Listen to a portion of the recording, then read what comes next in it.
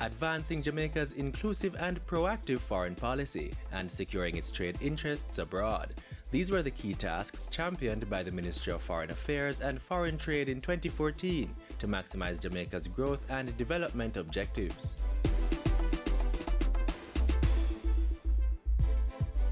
In 2014, Jamaica's position as a global influence was affirmed and strengthened, evidenced by some noteworthy international appointments.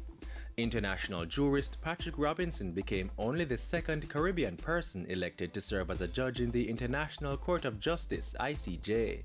Ambassador Stephen Bassiani was elected to chair the ICJ's Committee on Juridical and Political Affairs.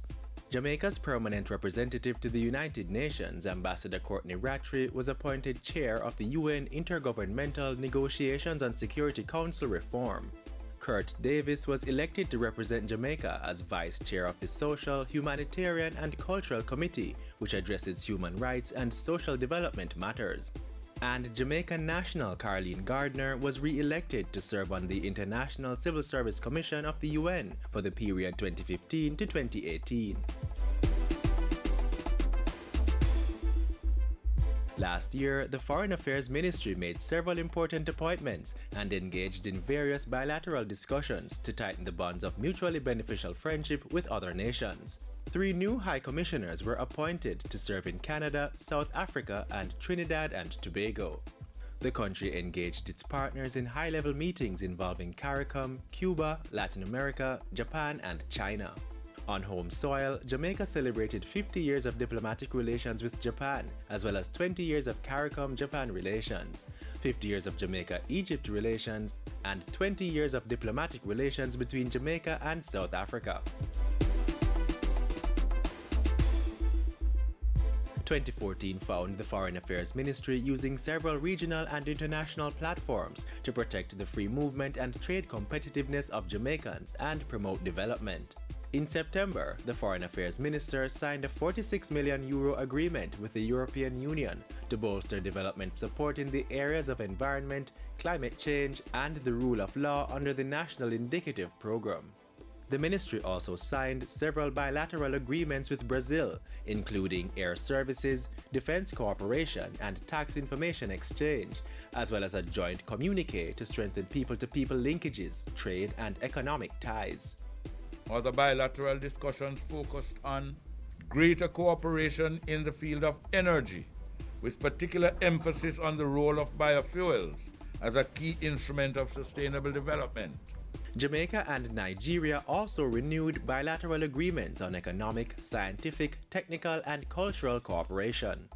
Under economics and trade, both countries agreed to continue discussions on the agreement for the avoidance of double taxation in the effort to increase trade between us.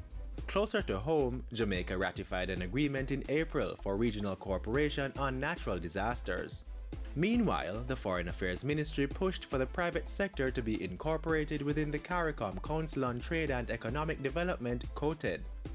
Jamaica strongly supports the view that the private sector should have a seat at the table of the COTED meetings, bearing in mind the critical role that they have played and must continue to play in regional integration.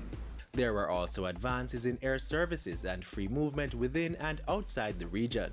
Visa restrictions for Chinese nationals wishing to visit Jamaica were lifted to increase visitor arrivals from that country. In March, Minister Nicholson announced that Jamaicans traveling to Bermuda for tourism, business, or on a work permit no longer needed a visa or visa waiver once they had a valid multiple entry visa to the United States, Canada, or the United Kingdom.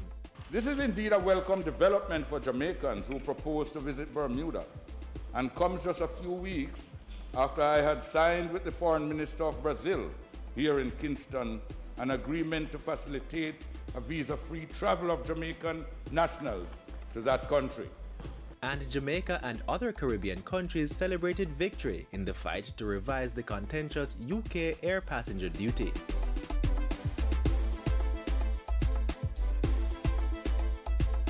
In 2014, government moved to bring the collective power of the Jamaican diaspora to bear on development. As part of that, work continued towards the completion of the Diaspora Policy, which will complement the national policy on international migration and development. We circulated the draft to the various stakeholders across the UK, the US, Canada, and they have sent back their comments in writing. Those comments have been incorporated in the document. At the same time, a website was developed and unveiled for the Mapping Jamaica's Diaspora project.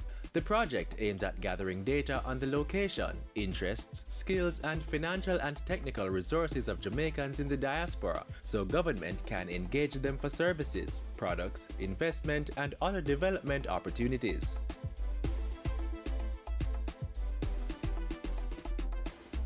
The Ministry of Foreign Affairs and Foreign Trade in 2014, strengthening foreign relations and maximizing Jamaica's growth and development objectives.